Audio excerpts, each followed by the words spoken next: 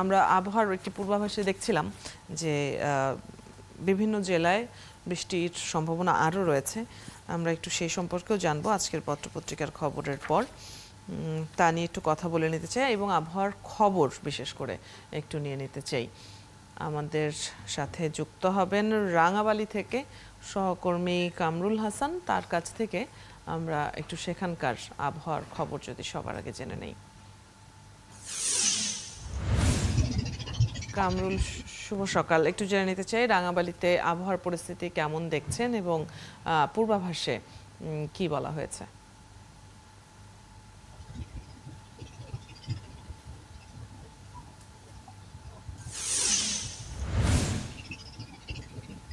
জি অদিতি, এই মুহূর্তের আবহাওয়া পরিস্থিতি যদি আমি বলি, আকাশ মেঘাচ্ছন্ন, তবে বৃষ্টি নেই। নদ নদীর পানি, জোয়ারের পানি স্বাভাবিকের চেয়ে কিছুটা ইতিমধ্যেই বেড়েছে এবং এই জোয়ার আরো 3 ঘন্টা প্রবাহিত হবে, সেক্ষেত্রে পানি বৃদ্ধির একটি সম্ভাবনা রয়েছে। এবং নদ নদী কিছুটা উত্তাল রয়েছে, সাগর বেশ উত্তাল রয়েছে, যার কারণে সমুদ্রগামী যে জেলেরা রয়েছে তারা উপকূলের কাছাকাছি ফিরে আসতে শুরু করেছে। এছাড়া আবহাওয়ার পরিস্থিতি যদি আপনাকে জানাই, যে গত মঙ্গলবার রাত থেকে মুষলধারে বৃষ্টি ঝরছিল আজ ভোর পর্যন্ত। আবহাওয়ার পূর্বাভাসে বলা হয়েছে সক্রিয় মৌসুমী বায়ুর প্রভাবে গভীর সঞ্চারণশীল মেঘমালা সৃষ্টি অব্যাহত রয়েছে, যার কারণে এই বৃষ্টি আরো 2-3 দিন অব্যাহত থাকার একটি শঙ্কার কথা আবহাওয়া অফিস বলছে। পায়রা সমুদ্র বন্দরকে ইতিমধ্যে 3 নম্বর স্থানীয় সতর্ক সংকেত দেখিয়ে যেতে বলেছে আবহাওয়া অফিস। এছাড়া যদি বলি যে পটুয়াখালী নৌ বন্দরকে 2 নম্বর নৌ প্রহরী সংকেত দেখিয়ে যেতে বলা হয়েছে। এই যে গত কয়েকদিন ধরে যে একটানা বৃষ্টি হচ্ছিল, এই বৃষ্টির প্রভাবে কিন্তু এইসব এলাকার যে নিচু এলাকাগুলো রয়েছে সেগুলো কিন্তু পানিতে নিমজ্জিত রয়েছে, বিশেষ করে ফসলি মাঠগুলো।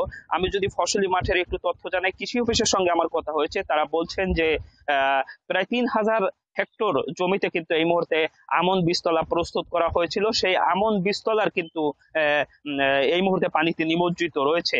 আমরা যে কটি কৃষি মাঠ দেখলাম তার বেশিরভাগই কিন্তু এই মুহূর্তে পানিতে নিমজ্জিত। এছাড়া আউশের মাঠের চিত্র ঠিক একই রকম। শাকসবজি যেগুলো রয়েছে, প্রায় 200 হেক্টর জমিতে শাকসবজি রয়েছে, সেগুলোও কিন্তু এই মুহূর্তে পানিতে নিমজ্জিত রয়েছে। এছাড়া সার্বিক তথ্য যদি আরো আপনাকে জানাই, যে গতকাল যে বৃষ্টিপাত হয়েছিল পটুয়াখালীতে, সেটি কিন্তু 147 মিলিমিটার বৃষ্টিপাত রেকর্ড করা হয়েছে আবহাওয়া অফিসের পক্ষ থেকে। এছাড়া আরো অদিতি আপনাকে জানিয়ে রাখতে চাই যে বৃষ্টিপাত যেটি অব্যাহত থাকার কথা রয়েছে, সেটি কিন্তু দমকা অথবা ঝড়ো হাওয়া আকারেও কিন্তু বৃষ্টিপাত ঝরতে পারে, এমনটি কিন্তু আবহাওয়া অফিসের পক্ষ থেকে বলা হয়েছে। এবং রাঙাবালির যেসব নদী এবং সাগর মোহনা রয়েছে সেসব এলাকার খোঁজ খবর নিয়েছি। সাগর উত্তাল থাকায় সমুদ্রগামী যে জেলেরা রয়েছে তারা উপকূলের কাছাকাছি এসেছে, তবে অনেক জেলেই এখন পর্যন্ত ঘাট পর্যন্ত এসে পৌঁছেনি। তারা উত্তাল থাকায় সাগর মোটামুটি উপকূলের কাছাকাছি এসে আশ্রয় নিয়েছে এবং সতর্ক সংকেত তো চলছে একটি। কামরুল, আপনার কাছ থেকে রাঙাবালির খবর জানছিলাম। আমরা উপকূলীয় এলাকার খবর জানার পাশাপাশি একটু বিশ্লেষণও জানবো। আবহাওয়াবিদ ডক্টর মোহাম্মদ আবুল কালাম মল্লিককে যুক্ত করে নেব এই পর্যায়ে। শুভ সকাল, স্বাগত জানাচ্ছি আপনাকে ৭১ সকালে। আমরা আবহাওয়ার পরিস্থিতি জানছিলাম এবং সতর্ক সংকেত চলছে যতদূর জানি। সেই ক্ষেত্রে কি দেখছেন সামনের কয়েকদিনের, যদি একটু পূর্বাভাস কিংবা এই সম্পর্কে জানান আমাদের। শুভ সকাল। আপনারা ইতিমধ্যে শুনেছেন যে গত মঙ্গলবার থেকে সারা বাংলাদেশেই থেমে থেমে বৃষ্টি হচ্ছে, কারণ মৌসুমী বায়ু সক্রিয় অবস্থায় আছে।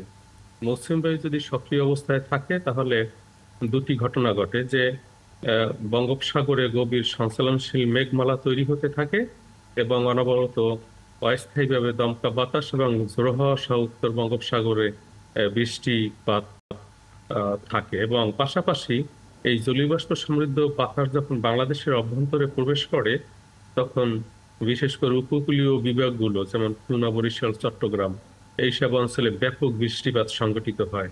এবং আপনারা লক্ষ্য করেছেন যে গত মঙ্গলবার থেকে আজকে পর্যন্ত এই যে বৃষ্টিপাতের তীব্রতা অনেক বেশি, কোথাও কোথাও অতি ভারী বৃষ্টিপাত হয়েছে।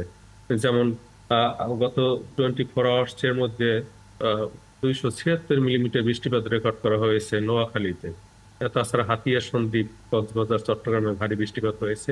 খুলনা বিভাগের সকল অঞ্চলেই প্রায় ভারী বৃষ্টিপাত হয়েছে। বরিশাল বিভাগে বৃষ্টিপাত হয়েছে। ঢাকা বিভাগেও ব্যাপক বৃষ্টিপাত হয়েছে। শুধু আহ, রংপুর বিভাগ বাদে সারা বাংলাদেশেই থেমে থেমে বৃষ্টিপাত রেকর্ড করা হয়েছে। এখন আমাদের যে পর্যবেক্ষণ ব্যবস্থা এবং যে প্রেডিক্টিং ক্যাপাবিলিটি, তাতে এটা স্পষ্ট প্রতীয়মান হচ্ছে যে আগামীকাল সকাল থেকে 4 তারিখ সন্ধ্যা পর্যন্ত বৃষ্টিপাতের তীব্রতা অনেকটাই কমে যাবে, কিন্তু 4 তারিখ সন্ধ্যার পর থেকে আবার বৃষ্টিপাতের তীব্রতা বৃদ্ধি পাবে। এবং আম, আমরা স্পষ্টভাবে দেখতে পাচ্ছি যে 5 তারিখ থেকে একদম 10 তারিখ পর্যন্ত কিন্তু বৃষ্টিপাতের সম্ভাবনা রয়েছে। তবে বিশেষ করে উপকূলীয় জেলাগুলোতে বৃষ্টিপাতের তীব্রতা বহুলাংশে বেশি থাকবে।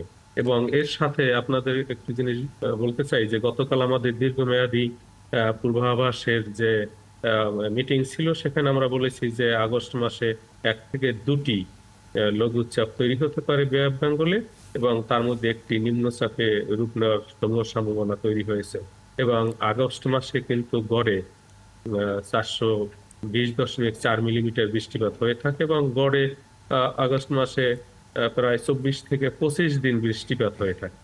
যেহেতু বর্ষাকাল, সুতরাং এই আগস্ট মাস হলো বর্ষা প্রবণ মাস, এবং দ্বিতীয় বৃষ্টিপাত ঘটানোর সবচেয়ে আগস্ট মাস হলো আমাদের উল্লেখযোগ্য, কারণ সবচেয়ে বেশি বৃষ্টিপাত হয় জুলাই মাসে, তারপরে আগস্ট মাসে বৃষ্টিপাত হয়। সুতরাং বৃষ্টিপাতের দিন সংখ্যা, মৌসুমী নিম্নচাপ এবং মৌসুমী বায়ুর সক্রিয়তা কিন্তু আগস্ট মাসে থেকে থাকে, এবং এই আগস্ট মাসে যখনই মৌসুমী বায়ু সক্রিয় হবে তখন টানা 3 দিন, 5 দিন, 7 দিন এবং ইভেন টানা 11 দিন পর্যন্ত বৃষ্টিপাতের রেকর্ড আমাদের অতীতে রয়েছে। এবং বর্ষাকালে টানা বৃষ্টিপাতের কথা আপনি বলছিলেন, এবং সেটা খুব একটা অস্বাভাবিকও নয়, কিন্তু আমরা এবারের বর্ষার শুরুতেই একটা বন্যা পরিস্থিতির উদ্ভব হতে দেখেছি। নদীগুলোর পানি বিপদসীমার উপর দিয়ে প্রবাহিত হয়েছে বেশ অনেকগুলো নদীর। সেই ধরনের কোনো পরিস্থিতি হওয়ার আশঙ্কা দেখেন কিনা? আপনি বলছিলেন 5 থেকে 10 তারিখ পর্যন্তও টানা বৃষ্টিপাতের পূর্বাভাস রয়েছে।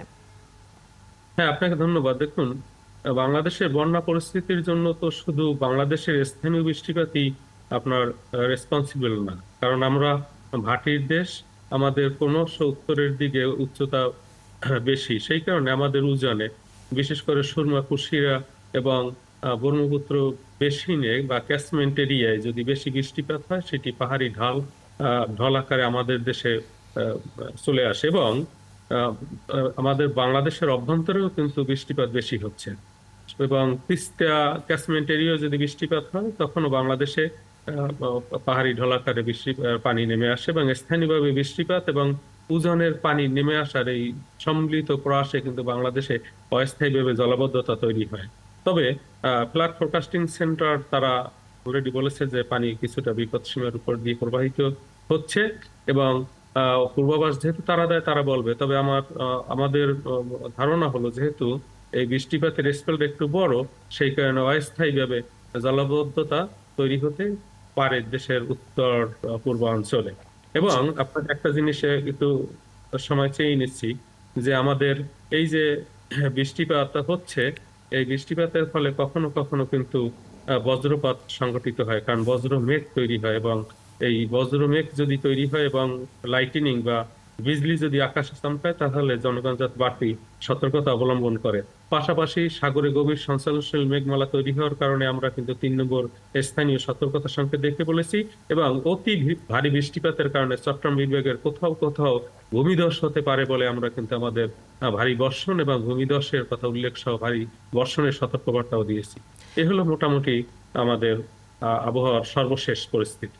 জি, এবং যে সতর্ক বার্তাগুলো ইতিমধ্যে দেয়া আছে কিংবা পূর্বাভাসে যে কথাগুলো বলা আছে, সেগুলোকে আমলে নিয়ে প্রস্তুতি নিশ্চয়ই নিয়ে ফেলা প্রয়োজন। আপনি ভূমিধসের কথা বলছিলেন, আমরা ভূমিধসে মৃত্যু দেখি প্রতি বছর, এই বছরও দেখেছি। তাছাড়া বজ্রপাতেও গত 4-5 বছর ধরে বজ্রপাতের মৃত্যুর সংখ্যা অনেক বেড়েছে। সেক্ষেত্রে সতর্কতা অবলম্বনের বিষয়টি নিঃসন্দেহে গুরুত্ব পাচ্ছে। আপনাকে অনেক ধন্যবাদ আমাদের সাথে আজকে যুক্ত হয়ে এখনকার আবহাওয়া পরিস্থিতি নিয়ে আলোচনা করবার জন্য।